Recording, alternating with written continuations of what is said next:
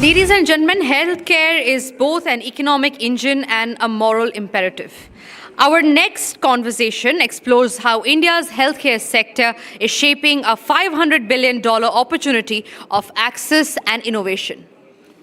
And Dr. Sangita Reddy, Joint Managing Director, Polo Hospitals, a visionary leader whose work has redefined healthcare delivery and digital transformation. Dr. Sangita Reddy in conversation with Mr. Shavan Sen, Deputy Executive Editor of the Republic Media Network. Dr. Reddy, it's a pleasure having you at our campus here. And the conversation that we've had just a short while back gives us a glimpse of our area that is not much spoken about. There is always an element of fear when it comes to healthcare. So I want to directly start by asking you, in building a healthcare for 1.4 billion, how does Apollo really come into the picture? What exactly is the roadmap for building healthcare for 1.4 billion? So thank you. First of all, I'm extremely happy that healthcare has become so much center stage and these kind of questions are being asked. When we began 42 years ago, the primary thing was we were driven by the vision and the need to bring advanced healthcare which was being practiced in the West and bring that to India at a price that people could afford it or even give the access. So in 1983, we started our first hospital. Dr. Reddy, our chairman, was a practicing cardiologist, came back to India, and he used to practice cardiology, but he sent his heart surgery patients to the US because the cost of care was unacceptably high. And the other problem was really that the outcomes were not the same in India. So he said, if Indian doctors can cure and heal people all over the world, why can't we do it here? He set up Apollo within, and it was not easy. There was no support from banks, very limited, support from the government. But he persisted because he felt this was, the need. But from that time, so after our first hospital became a success, then, history has shown today we're over 72 hospitals, over 10,500 beds. But more importantly, we're delivering that world-class care at 1/10 of global prices.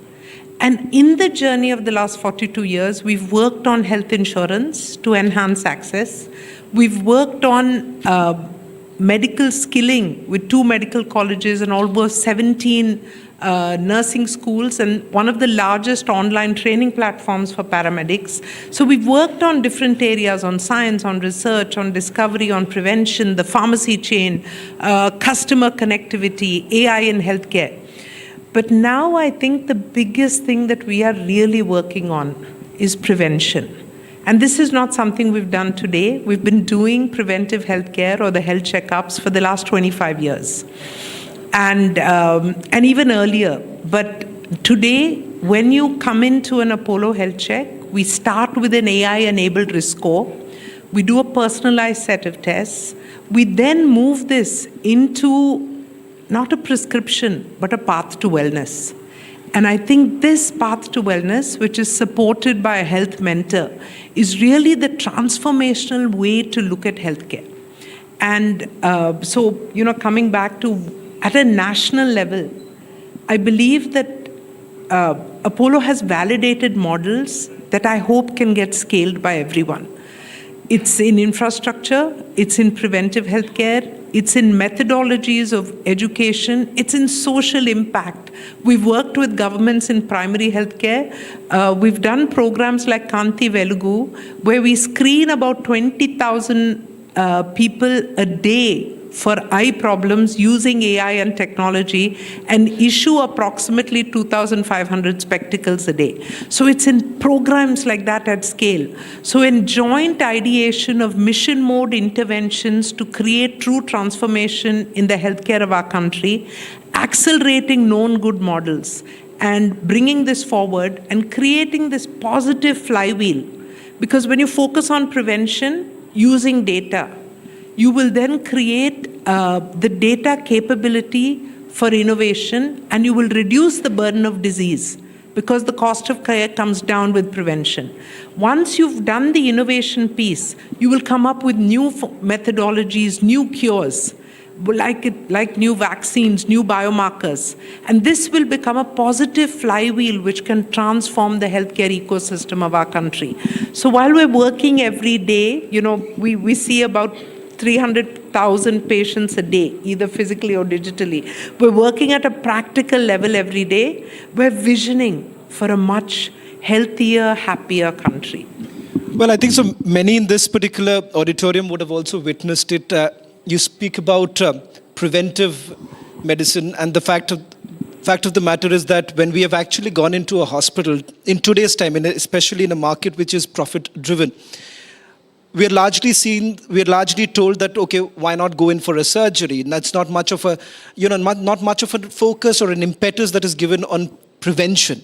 Do you think that is going to change given the fact that there is a lot of competition in the health industry too? So I'm not putting it in the context of competition. I'm sure it's going to change, but I think the driver for change is going to be people like all of you, that you understand healthcare.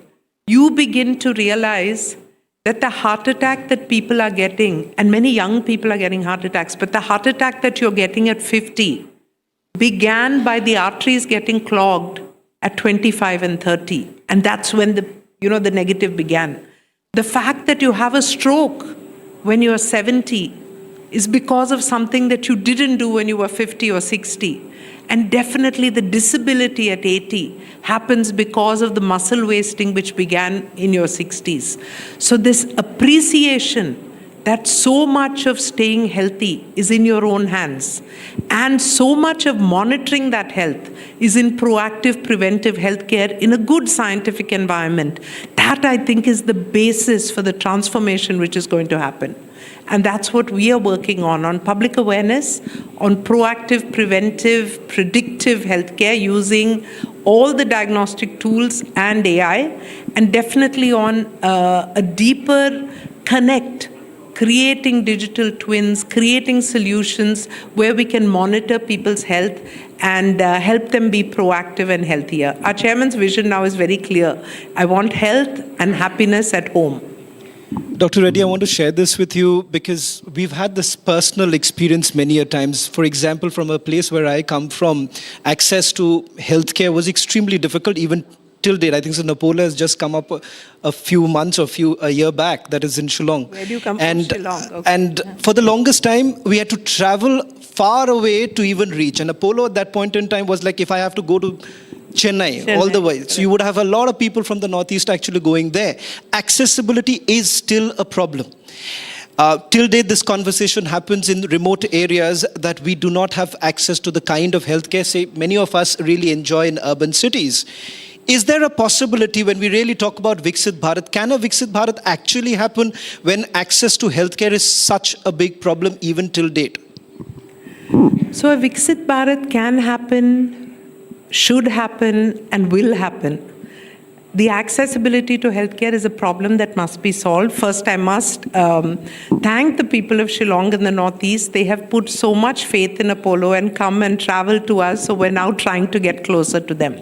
But let me just say that today, healthcare is accessible via telemedicine at the first stage. So one of the things I'm seeing as a global trend is that healthcare is moving from the hospital into the clinics, from the clinics into the home, and from home into a 24/7 ubiquitous access to care. You can pick up your phone, download, whether it's Apollo 24/7, you will see a doctor in 15 minutes. These are the kind of things where technology is being used. The government telemedicine portal, extremely powerful platform with many, many doctors connected. So number one, for teleconsults and initial understanding of health problem, people do not have to travel. We must educate public to use technology to at least understand their problems first. The second step then is, how far do we need to go for diagnostics? And diagnostics, again, are moving to small village headquarters. In fact, we've done many partnerships with primary healthcare centers, to put it there. And then there's the proliferation, hopefully, of more private hospitals and the upgradation of general hospitals and the government hospitals. So my belief is that healthcare is getting closer. My hope is that preventive healthcare is going to become a larger theme, and that public are becoming more aware about their health and will proactively manage their health in a different way, and that the burden of disease in our country will come down because early detection and prevention is far more powerful, less painful, and much less expensive than going in for a high-end surgery. This is the primary message of healthcare today.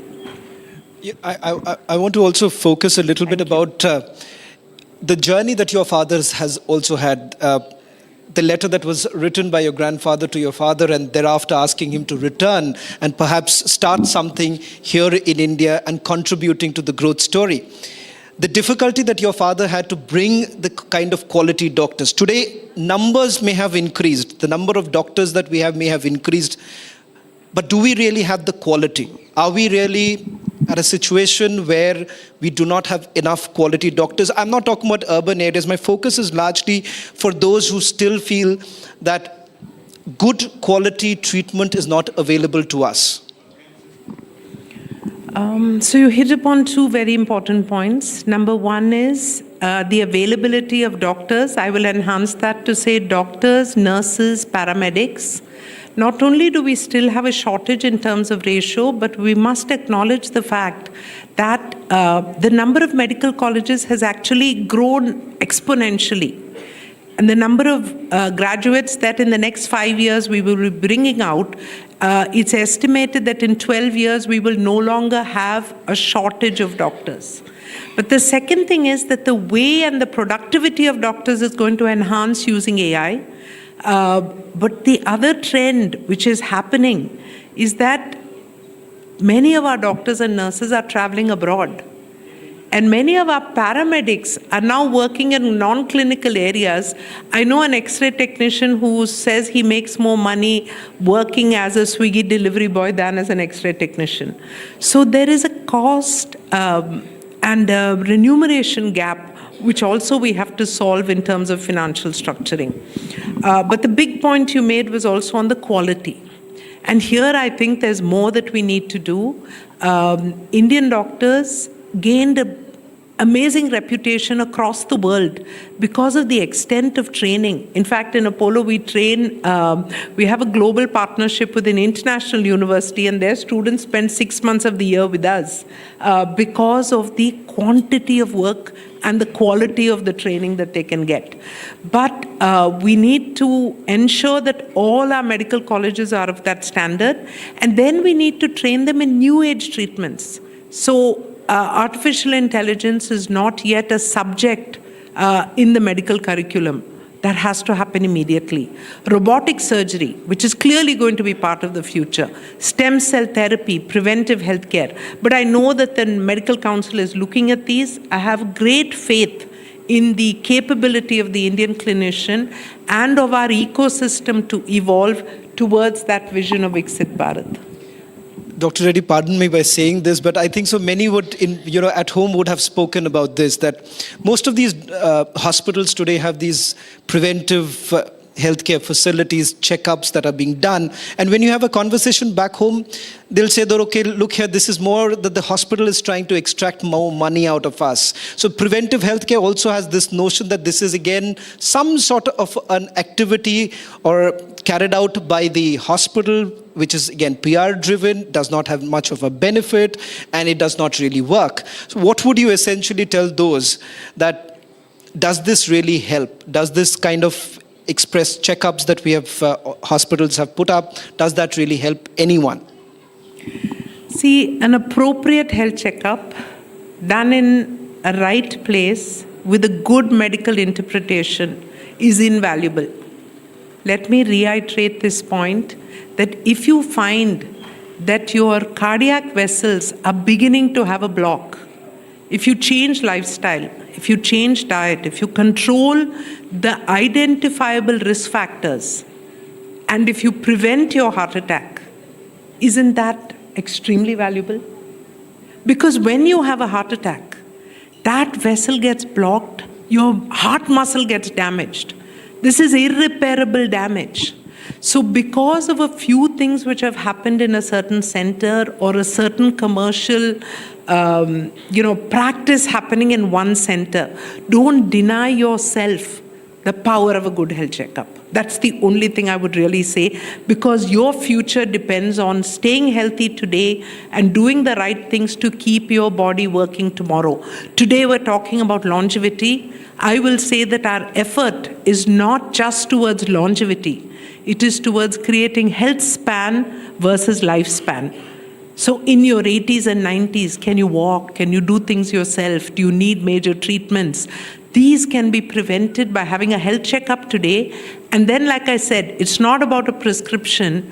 It is about a lifestyle which becomes part of you, or a journey to wellness. Bring yourself to the optimal level of wellness. That's what Apollo Pro Health does. And I really hope wherever you're getting your checkups, that you are looking for a proactive, preventive health initiative in your lives. Are we as a society much more afraid of getting a diagnostic done, because we would be essentially told that we have a trust deficit here, because no matter what we do, we would be told that there is something wrong whenever we go to the hospitals. Can that trust deficit be, can we bridge that gap? I think I need the help of media to bridge that gap, because I truly believe that if you walk into, we do approximately 2.5 million health checkups every year within our ecosystem. And I know that out of every 1,000 checkups that we do, we find 11 people with major problems. Cancer at the early stage, heart disease at their early stage, preventable stroke, liver, that you could find. And when you treat them at an early stage, I reiterate, it is less painful for them and their family. It is more cost effective, but more importantly, the outcomes are better. So why in India do we have 65% of our cardiac diagnostic treatments resulting in interventions? Because they're coming so late. Where was that patient when his first vessel was getting blocked? They're coming with 3-vessel and 5-vessel disease. And 72% of our cancers are over stage 2. Where was that person in stage 1? This is the question we have to ask ourselves. So please find the right place that you trust, but don't deny yourself the power of a health checkup. That is really the important message. Dr. Reddy, there is always a dichotomy here, because thank you. I really think that it's important for all of you. Thank you. So I think so when they go back home today, everyone can actually feel rest assured that once you go to the hospital, need not be that you'll have to be told that there will be a surgery. Yeah, it's not. Sometimes, your repeated headache is because you didn't get your eyes checked and you need to change your glasses, or you need glasses. Sometimes it's an ulcer because you haven't had food on time. And that ulcer could have become something much bigger if you don't prevent it now. So this early warning symptoms, that the human body is an amazing mechanism. It's telling you things every day. And medical science is an amazing science which is also picking up these signals. So allow these two to work together for you, to keep you healthier, to keep you at optimal health. There's a dichotomy here, because many would say that if I go to the hospital, I spend much more. Many of it, like an outpatient duty that is not covered by the insurance, which essentially means any test that you and I are doing, they're quite expensive. An MRI today would have been costing us a lot, which is not covered. What really happens then? This comes at a time when we are basically projecting ourselves as India as the global medical hub. But the reality is also this, that many of us still cannot afford, because our insurance does not allow that. Today, here in the national capital, when you have respiratory illness, you have insurance companies speaking about 10 to 15% of a hike in the premium. What do we really do? How do we exactly perhaps turn this over? So number one, I think you raised a very beautiful point, which is I firmly believe that health insurance should cover outpatient as well as inpatient.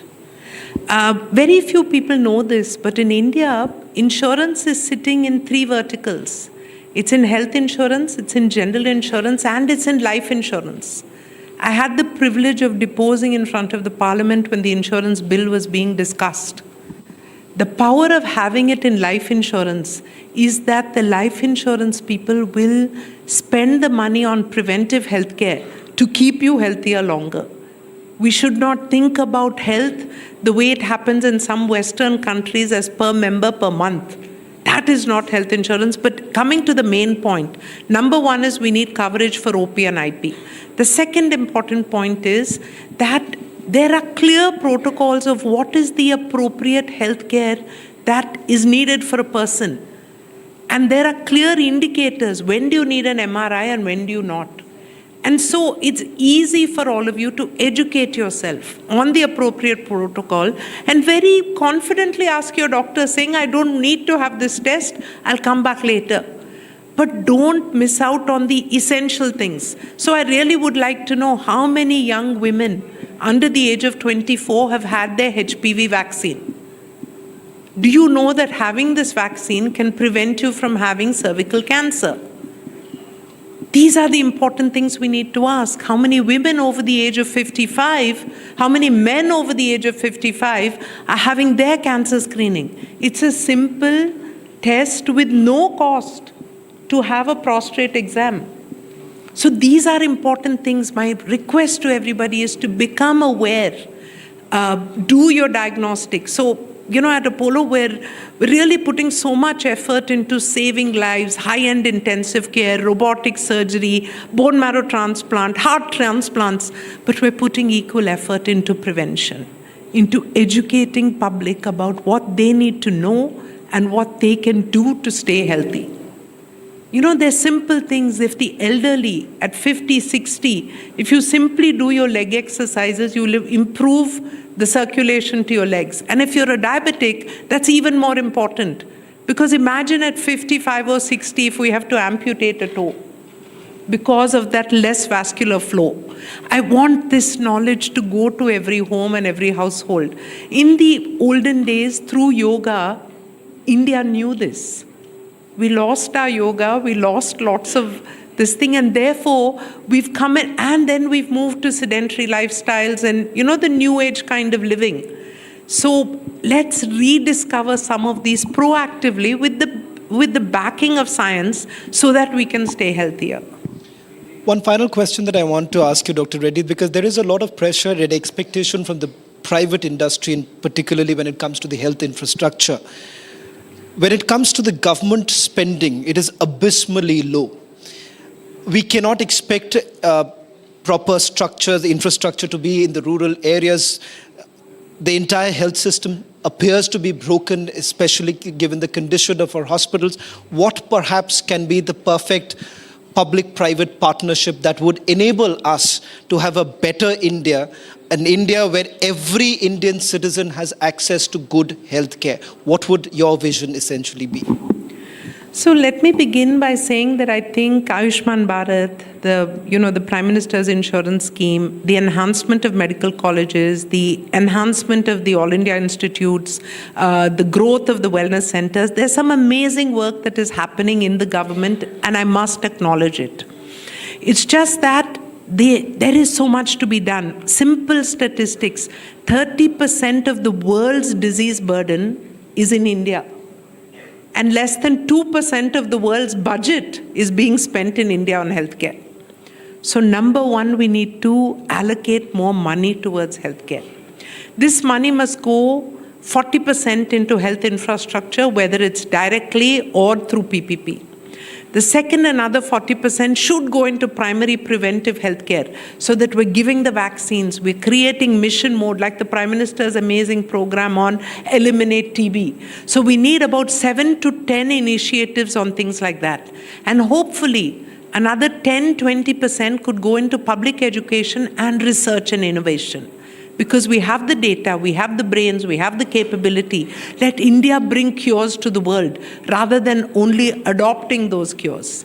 And with Viksit Bharat, with many of the initiatives on PLI, we are on the track. I think we need to accelerate that track. And I would just say that the private sector is ready. The government is also working hard. If public also come into this equation, together we can create a healthier and a happier India. But it is important for this to be high up on the national agenda, because as we're becoming an economic superpower, as we move to, fourth place to third place, can we enjoy that wealth if we don't have the health? So please, let's put health high up on the agenda for every home, for every individual.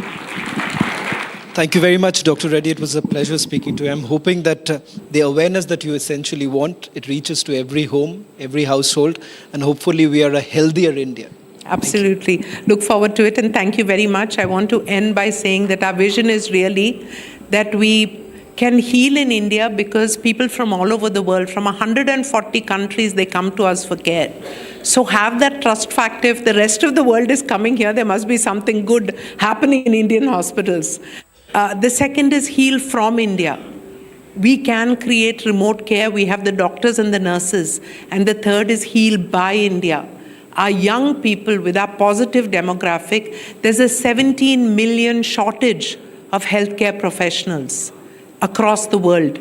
India can train and help to fill that gap. So there's a tremendous future in the health sector. Let's get together and make it happen. Thank you.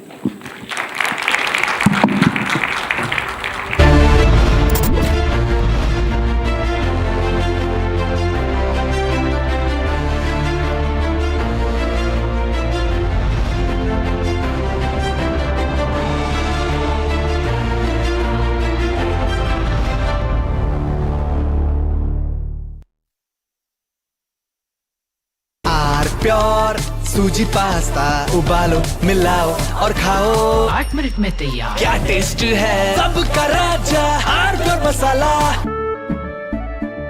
केसरिया से मन जोगी हुआ रे दिल झूमे देखो मतवारा हुआ रे केसरिया से मन जोगी हुआ। हर पल मनाओ केसरी त्योहार। विमल बोलो जुबान केसरी।